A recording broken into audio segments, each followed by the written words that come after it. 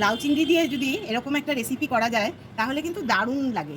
তো তোমরা এটা ট্রাই করতে পারো। তো ট্রাই করার জন্য আমি রান্নাটা করছি, সেটা তোমরা দেখে নাও কিভাবে করছি।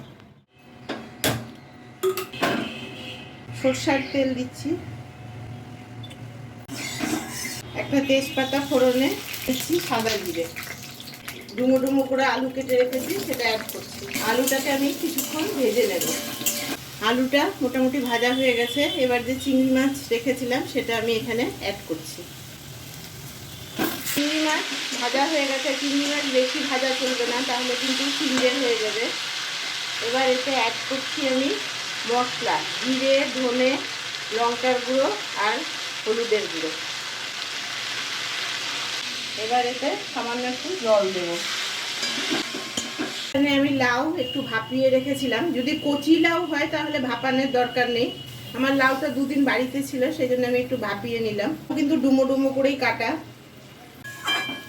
অ্যাড করছি নুন,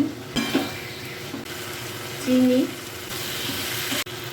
মশলা আংশানো হয়ে গেছে। আমি কিন্তু একবারও এখনো পর্যন্ত ঢাকা দিইনি। অ্যাড করছি জল।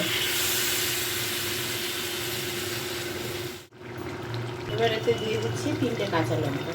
এবার 2 মিনিট ঢাকা দিয়ে ফুটিয়ে নেব। 2 মিনিট পরে আমি ঢাকনাটা তুলে নিলাম। চিংড়ি মাছ দেওয়াতে তো এর স্বাদ বেড়ে যাবেই অবশ্যই। আর এই যে কাঁচা লঙ্কাটা চিড়ে দিয়েছি, কাঁচা লঙ্কাটা চিড়ে দেওয়ার জন্যে খুব সুন্দর একটা গন্ধ বেরিয়েছে বা অ্যারোমা বেরিয়েছে, যেটাই বলো। তো তৈরি হয়ে গেল আমার লাউ চিংড়ির ডালনা। এবার গ্যাসের ফ্লেমটা আমি অফ করে দিচ্ছি।